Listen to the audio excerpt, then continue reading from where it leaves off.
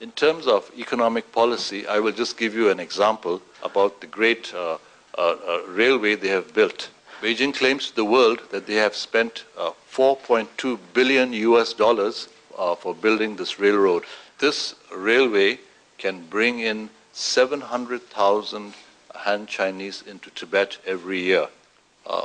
In Tibet, the majority of Tibetan people, say 80%, are agricultural based.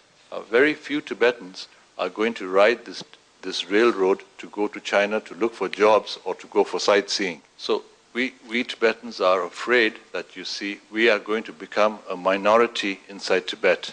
In 1959, there was a population of 30,000 in Lhasa.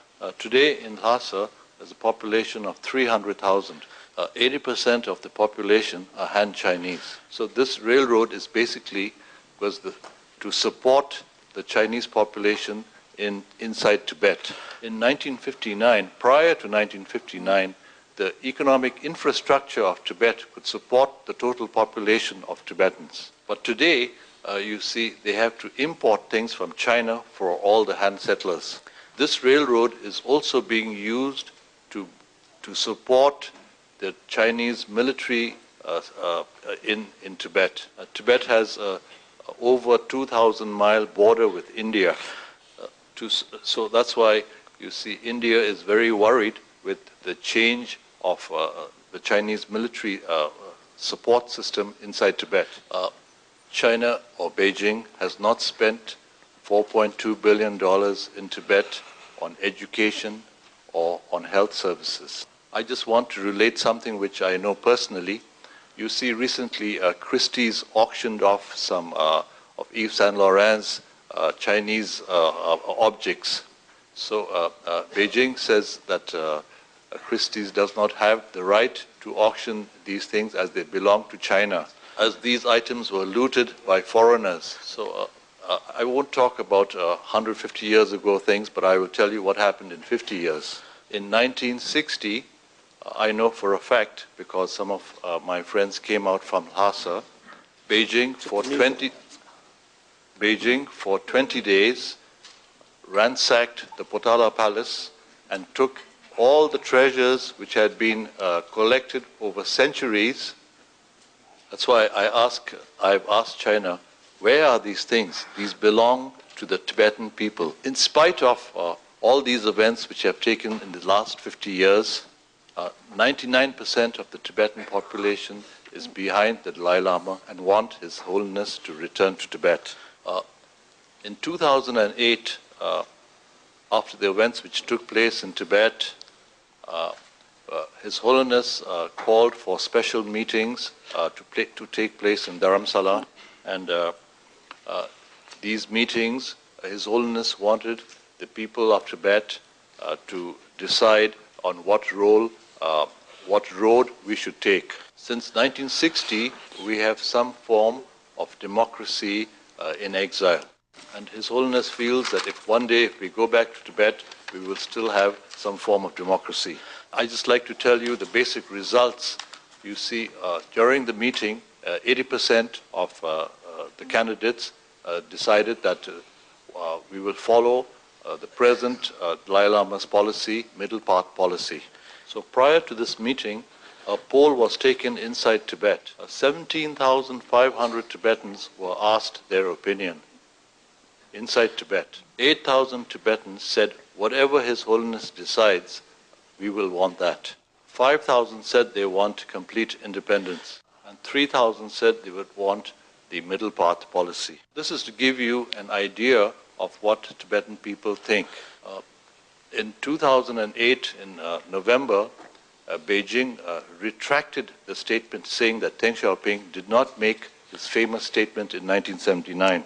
That's why in Dharamsala I made a statement saying that, you see, Beijing is a group of liars and cheats. In my personal view, I think that, you see, after 50 years of misrule and after 30 years of negotiation, where I have been a player, I cannot live under the Chinese communists. I believe personally that the answer for Tibet is complete independence. As this is my personal opinion and the opinion of a minority, but I feel that in the long term, that you see, we will one day see a free Tibet, and we have every right to determine, to have self-determination, self-determine our future. Beijing, or when Prime Minister Wen Jiabao has made a statement saying that the doors for negotiation are still open. Personally, I feel this is completely, to fool everybody. Beijing is using dialogue just for dialogue purposes. And this is because of the extreme international pressure Beijing gets. Beijing wants to tell the world, yes, we are talking to the Dalai Lama. But we Tibetans, on the other hand, feel that dialogue should produce results. You see, in the last 2 years, Beijing is showing an arrogance of power. They say a lot of bad things about His Holiness the Dalai Lama. Beijing is using Tibet to create a false sense of nationalism. I think it's very important to be able to educate the Chinese people on what His Holiness is thinking. That's why His Holiness is reaching out to Chinese people everywhere to tell them about his personal feelings. So in the next 10 years, in my personal view, the Chinese empire, its power is waning. That's why I think many opportunities will arise for us. But I'd like to say that we Tibetans need your continued support. The people of Tibet, you see, will thank you, and I thank you for your continued support, and I'd like to say that that's it.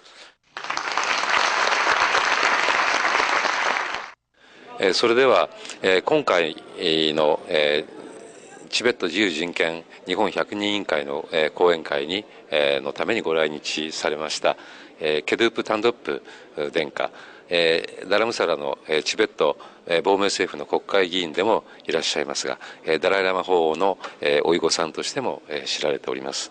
それでは殿下に、いろいろお話をお伺いしたいと思います。どうも今回お疲れ様でした。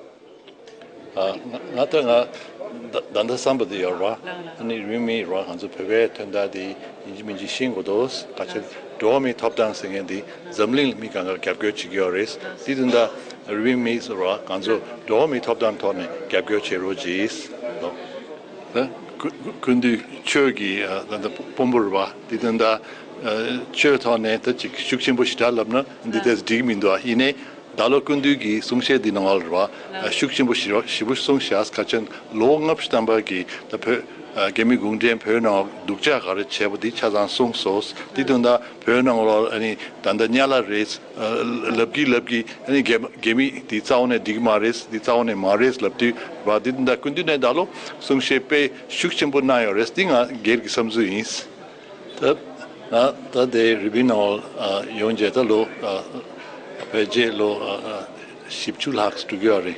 And in Kaduina, Ribimi Sutrubina, Ribimi, and Pebeis, Labdu, and Pebemi, and Kanzukiranzul Gapgo years, Tadi strong impression Shibush years, Titunda, Danda Maombal, and Ganzogi Pebe Tachitandarwa, support Cherogis, Dimada Shendanga Labgames, and Digan, me Mangche, and 토체나 럽기스 같은 nga gertone ani mi gangal tochena 럽트민도 이네 드링가 간저 미 토고 gangal nga tochena 럽기스. どうもありがとうございました。Thank you.